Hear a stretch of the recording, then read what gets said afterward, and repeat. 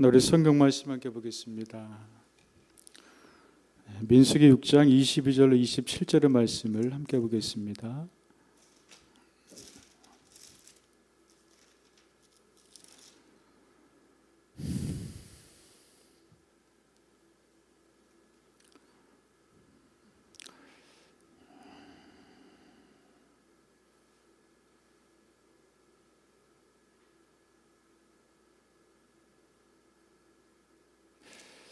제가 말씀 읽겠습니다. 여호와께서 모세에게 말씀하여 이르시되 아론과 그의 아들들의 말하여 이르기를 너는 이스라엘 자손을 이렇게 축복하여 이르되 여호와는 내게 복을 주시고 너를 지키시를 원하며 여호와는 그의 얼굴을 내게 비추 은혜 베푸시를 원하며 여호와는 그 얼굴로 내게로 향하여 두사 평강 주시를 원하노라 할지니라 하라. 그들이 같이 내 이름으로 이스라엘 자손에게 축복할지니 내가 그들에게 복을 주리라. 아멘.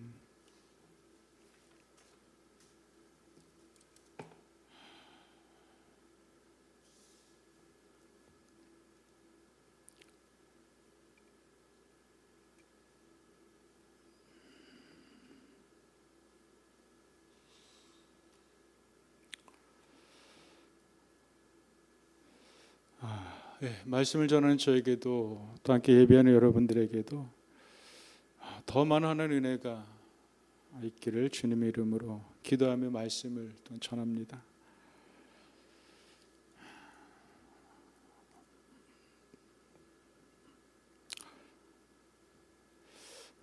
은혜 참 필요하죠, 그렇죠? 하는 은혜가 아니면 우리의 마음을 무엇으로 마음을 붙들겠으며 한 은혜가 아니면 무엇으로 우리의 마음을 또 뜨겁게 할 것이며 하나님의 은혜가 아니면 무엇으로 우리의 마음 위로와 평강이 임하겠습니까? 근데 중요한 우리가 사모해야 된다는 것 같아요. 사모함. 우리가 하는 말은 매우 참 중요합니다. 왜냐하면 말에는 씨가 있기 때문입니다. 저는 말이라는 단어를 생각할 때마다 제가 만났던 한 분을 많이 이렇게 떠올리게 됩니다. 그분은 지금은 이 땅에 계시지 않는 분이세요. 유황원에 계셨던 그 할머니셨는데 오래전에 유황원에 신방을 갔다가 만나게 된 분이셨습니다. 그러면서 이런 얘기 저런 얘기하다가 참 목사님 말은 참 중요합니다. 말은 예쁘게 하면 됩니다. 왜요? 그렇게 물었더니 말에는 씨가 있기 때문입니다. 그래서 말씨라고 이야기를 합니다. 아주 또박또박 부드럽게 이렇게 말씀을 하셨어요. 그 애가 참 이렇게 자주 생각이 나요. 말씨라는 말. 씨는 매우 작습니다. 그래서 뿌리고 심어도 눈에 보이질 않습니다. 대수롭지 않게 생각을 합니다. 그런데 놀라운 것이 있죠. 뿌릴 때는 아무것도 안 보이는데 근데 시간이 어느덧 지나고 보게 되니까 어느새 자라게 되고 그리고 가지를 치게 되고 열매를 맺게 되는 것을 어느 순간 눈에 보게 됩니다. 처음에는 아무것도 아니었는데 근데 그것의 씨에는 생명이 있었기 때문에 그것이 이렇게 가지가 자라고 열매를 맺게 되었다고 하는 것입니다. 그런 생각을 해보게 되니까 참 말을 예쁘게 된다. 이것이 얼마나 귀한 건지를 얼마나 중요한 것인가를 새삼스러움 그렇게 깨닫게 됩니다. 그러면서 가끔은 하루를 돌아보면서 오늘 내가 했던 말에 대해서 뿌렸던 씨들에 대해서 어떤 씨를 뿌렸는가 곰곰이 성찰해 보게 되면서 나도 모르게 잘못된 뿌렸던 씨들은 어떻게 회수할 수가 없잖아요. 우리는 회수할 수 없지만 하나님은 은혜를 베푸시는 분이시기 때문에 거두시고 그것을 없애시고 그것을 덮어가신 하나님의 은혜가 있기 때문에 하나님께 도움을 구합니다. 그것이 바로 회개라는 것이겠죠. 야고보서 3장에서도 주시는 말씀이 있습니다. 우리가 다 실수가 많다 그래요. 하나님도 우리를 아세요.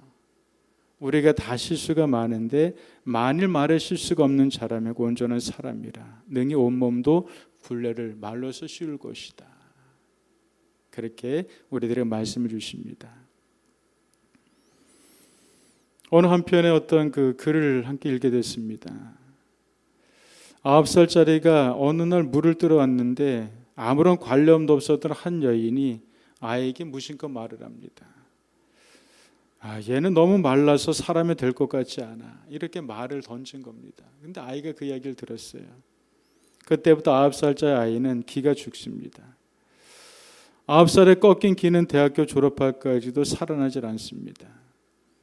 그 아이는 24살 때 선교사를 만나서 미국으로 가게 됩니다. 기가 죽은 그 학생은 37살이 될 때까지 공부를 다 끝내지 못하고 13년을 고생하며 패기 없는 지루한 시간을 보냅니다. 근데 어느 날 교실에서 피아노를 치고 있는데 같은 학교 미국 여학생이 다가와서 이렇게 이 학생이 말을 하는 겁니다. 당신은 동양 사람이 참 핸섬합니다. 그 여학생의 진심 어린 칭찬과 격려의 한마디 말에 9살에 죽어있던 그의 잠재 능력이 37살 때 살아나기 시작합니다. 그래서 이 청년은 그때 그 늦은 나이지만 그에게 따뜻함을 해주었던 여학생과 데이트를 하고 그리고 40살에 학위를 받고 그리고 결혼을 합니다. 그리고 한국에 돌아와서 인기 있는 교수가 되어서 멋지게 인생을 보내고 있다는 어떤 글이 있었습니다. 그러면서 이는 고백합니다. 9살 때 아무 인연도 없는 여인의 그 한마디 말에 큰 충격을 저는 받았었습니다. 참 말이 얼마나 중요한 것인가를 보게 되는 것이죠. 하나님 우리에게 축복하라고 말씀하세요. 그래서 성경에서 우리들에게 계속 축복에 대한 말씀을 주십니다. 로마서 12장 14절에서도 너를 핍박하는 자를 축복하고 저주하지 말라고 말씀하세요. 자, 하나님의 말씀은 살아있어서 우리 가운데 순간순간 우리 가운데 정말 허탄한 말을 하게 될 때 이런 말씀 우리 가운데 그냥 순간순간 기억나게 해주세요. 막 싫은 사람에 대해서 그냥 저주하고 싶고 싫은 사람에 대해서 그냥 욕하고 싶은데 어느 순간순간 우리 가운데 이 말씀을 탁탁 비춰주시는 거예요. 더 축복하지 저주하지 마라. 너를 핍박하는 자를 축복하는 거지 저주하는 것은 아니야. 그럴 때마다 우리는 순간순간 돌이킴을 갖습니다. 그렇지. 축복하라고 하셨지. 그래 축복합니다. 베드로전서 3장 9절에서도 악을 악으로 욕을 욕으로 갚지 말며 도리어 복을 빌어라. 이를 위하여 너희가 부르심을 받았으니 이는 복을 이어받게 하려 함이라. 우리 가운데 끊임없이 복을 빌라고 말씀하세요. 너희가 이를 위해서 부르심을 받았다고 하십니다. 마태복음 10장 예수님께서 제자들을 파송하세요. 그러면서 당부하시는 말씀이 있어요. 너희가 어떤 성이나 마을에 들어가든지 그 중에 합당한 자를 찾아내어 너희가 떠나기까지 거기서 머물러라. 그리고 또 그 집에 들어가면 평안하기를 빌어라. 그 집이 합당하면 너희 빈 평안이 거기 임할 것이고 만약 합당하지 아니하면 그 평안이 너에게 돌아올 것이라. 어느 집에 들어가든지 평안을 빌라고 말씀하세요. 빌었던 평안이 그 집에 합당하면 그 집에 머무를 것이고 그 집에 합당하지 않다면 너희가 빈 그 평안이 너희에게로 다시 돌아올 것이라.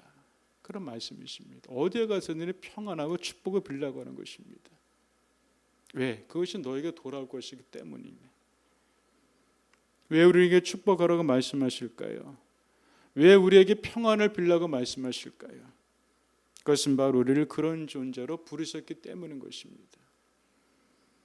잘 산다는 것이 무엇일까? 돈이 많으면 잘 사는 것일까? 잘 사는 것이 무엇일까? 땅이 많으면 잘 사는 것일까? 돈과 땅은 어느 정도 유익을 줄 수 있을 것입니다. 그런데 생각하면 영원하지 않은 것 같아요. 한순간에 그것도 무너질 수가 있고 한순간에 사라질 수도 있는 것이 바로 그런 것인 것 같아요. 그래서 교만하면 결코 안 될 것 같아요. 돈에 대한 교만함, 어떤 가지고 있다고 하는 것의 교만함, 어느 한순간 우리는 알지 못합니다. 그렇게 돼서는 안 되겠지만 그러나 결코 알 수가 없는 것입니다. 잘 사는 것이 무엇일까? 그것은 바로 하나님의 뜻대로 사는 것이 잘 사는 것입니다. 하나님의 뜻대로 산다는 것이 무엇일까? 그것은 바로 성경 속에서 우리를 부르신 부르심대로 살아가는 것이 잘 사는 것입니다. 그래서 그 말씀에 우리가 많은 힘과 격려 위로를 받습니다. 하나님, 저 잘 살고 싶어요. 그때 하나님은 또 잘 사는 것이 뭔지 아니? 내 뜻대로 사는 것이 잘 사는 거야. 그 뜻이 무엇인데요? 너를 축복하는 자로 축복을 비는 자로 너를 불렀으니까 너는 오늘 그렇게 하면 넌 잘 살고 있는 거야. 지금 이 순간 내가 누군가를 축복하는 존재로 산다면 나는 잘 살고 있는 거예요. 내일도 나는 누구를 축복하는 존재로 살고 있다면 나는 잘 사는 것입니다. 예수님의 공생의 생애가 그렇게 예수님께서 고백하십니다. 나의 뜻대로 마시고 아버지 뜻대로 이루어지이다. 예수님의 일평생 삶도 예수님의 뜻이 아니라 아버지 뜻대로 살아갔던 것이 예수님 일평생의 삶이셨고 우리 삶의 모범이셨다고 하는 것입니다. 여러분들 한 주간 동안 한번 돌이켜 봅시다. 여러분들 잘 사셨습니까? 잘 사셨어요? 네. 그러면 된 겁니다. 주의 뜻대로 사는 것은 하나님 이름을 축복하며 평안을 비며 사는 것이 잘 사는 것이고 주의 뜻대로 사는 것입니다. 그러나 비난과 조롱과 멸시와 저주와 이런 말들을 뱉으면서 살았다면 이거는 주의 뜻과는 반대는 잘못된 삶을 우리가 사는 것일 것입니다. 우리는 구정이라는 명절에 복 많이 받으셔 인사를 많이 나눕니다. 이번 시간 지나면 우리 구정이 또 우리가 다가오게 되죠. 새해 복 많이 받으세요. 많이 인사할 겁니다. 그런데 그 인사는 너무나도 귀한 인사예요. 새해 복 많이 받으세요. 예수님 인격적으로 만나고 하나님의 은혜가 무엇인지를 알기 전에는 그냥 그 말이 상투적인 말이었어요. 저에게도. 예수님 인격적으로 만나고 영접하고 하나님의 은혜가 얼마나 귀한지를 알아가는 그 순간부터는 그 인사가 상투적인 인사가 아니라 정말 굉장히 중요한 인사더라고요. 새해 복 많이 받으세요. 하나님 복의 근원이십니다. 하나님에게 복을 주시는 분이십니다. 모든 복은 근원 되신 하나님으로부터 나오게 되는 것입니다. 땅의 기름진 복도 하나님께로 나오는 것이고 하늘의 신령한 복도 하나님께로부터 나오는 것입니다. 그래서 우리가 드리는 찬송 1장에 어떤 찬송인지 아세요? 만복의 근원 하나님이라는 찬송입니다.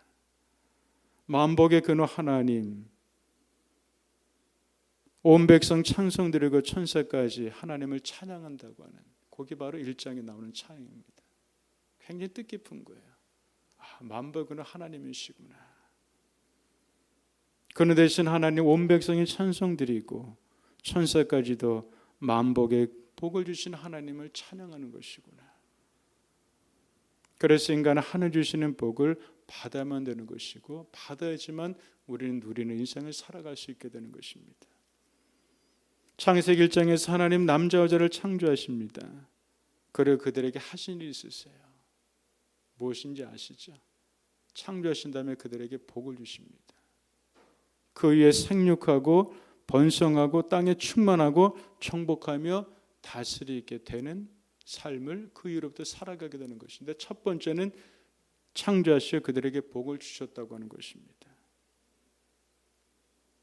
오늘 말씀에서 보게 되니까 아론과 그 아들들에게 너희는 이스라엘 자손을 위해 이렇게 축복하라고 말씀하세요. 아론과 그 아들들에게 축복할 수 있는 권세와 권한을 주셨다고 하는 것입니다. 아론과 그의 아들들은 구약시대의 제사장들입니다. 제사장들의 축복할 때 하나님이 이스라엘 자손들에게 복을 내려주십니다. 그런데 지금은 구약의 시대가 아닙니다. 예수 그리스도에서 오신 이후로부터 베드로전서 2장 9절에서는 그 제사장을 이렇게 말씀을 주고 계세요. 너희는 택하신 족속이요 왕 같은 제사장이요. 너희는 택하신 족속이며 누구를? 바로 예수를 통해서 구원받은 모든 인생들은 막 택하신 족속이고 바로 그들이 왕 같은 제사장이라고 하는 것입니다. 그렇다면 우리가 쉽게 생각해 봅니다. 그러면 제사장은 누구인가? 예수를 믿음으로 구원받는 모든 주의 사람들은 바로 제사장 역할을 하는 사람이라고 하는 것입니다. 이 말씀을 곰곰이 우리가 생각해 보면 너무나도 우리 가운데 강력한 권세가 있는 거예요. 내가 제사장이구나. 바로 아론과 그 아들들에게 축복권을 주시면서 그들에게 축복을 하게 될 적에 그것을 받는 자들이 하나님의 축복을 받았던 것처럼 우리가 바로 주의 이름으로 하나님으로 축복하게 될 적에 그 축복은 그들에게 임한다고 하는 것입니다. 이같이 내 이름으로 이스라엘 자손들에게 축복할지니 내게 그들에게 복을 줄 것이라고 말씀하세요. 하나님으로 축복할 때 그들에게 복을 주신다고 하십니다. 내가 어떤 사람인가가 아닙니다. 우리는 순간순간 나의 자격을 많이 볼 때가 있어요. 나 같은 사람이 내가 신앙생활한 지 얼마나 됐다고 내 모습을 보게 되니까 너무 흠이 많은 것 같아. 허물도 많은 것 같아. 그러면서 스스로가 난 자격이 없어. 난 상태가 별로 안 좋은 것 같아. 내가 무슨 축복을 걷던 자격이 있겠어. 이러면서 뒤로 빼려고 그래요. 그것은 굉장히 교만입니다. 우리 모두 주님 앞에 그렇게 보일 것입니다. 그러나 주님은 주의 의로 우리를 다 덮어주시는 것이죠. 이름에는 능력과 권세가 있습니다. 그래서 베드로 요한이 정한 시간에 기도하러 성전에 올라가다가 날마다 성전 미문 앞에서 구걸하던 안진뱅이를 만나게 돼요. 그때 애들이 빵을 달라 그러죠. 그때 베드로 요한이 하는 말이 있습니다. 은과 금은 내게 없는데 내게 있는 것을 내게 주노니 나사렛 예수 그리스도의 이름으로 일어나 걸으라. 그렇게 명합니다. 그랬더니 어떻게 됩니까? 안진뱅이가 벌떡 일어나게 되는 역사를 우리가 보게 됩니다.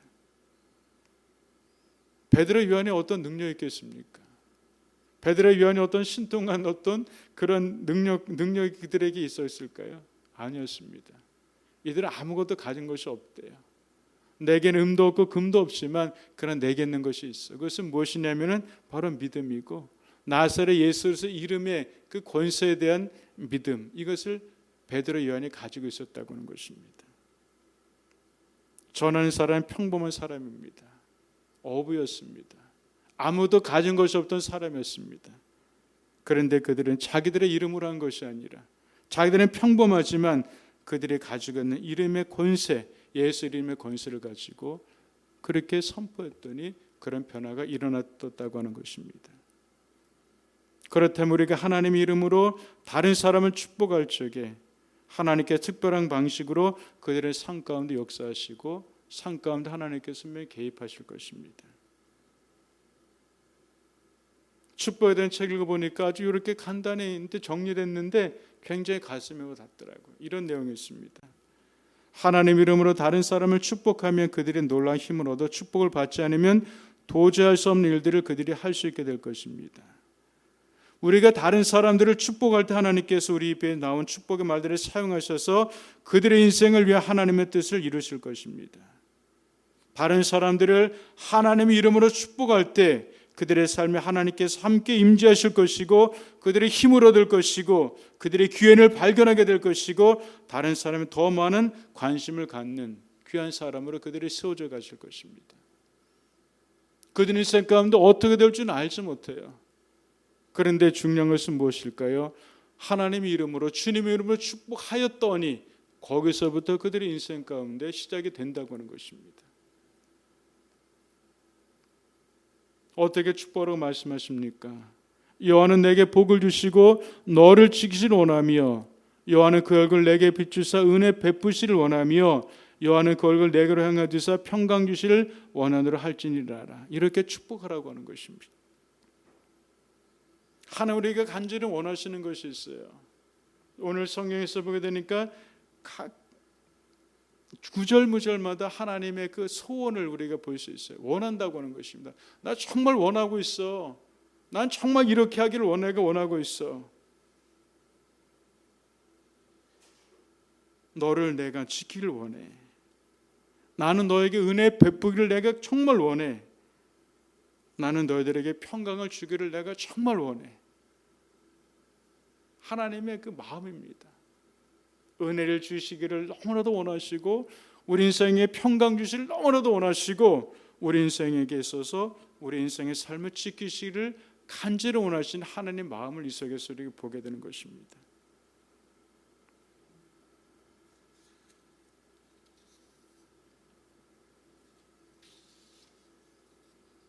그런데 그들이 같이 내 이름으로 이스라엘 자손에게 축복하라고 말씀하세요.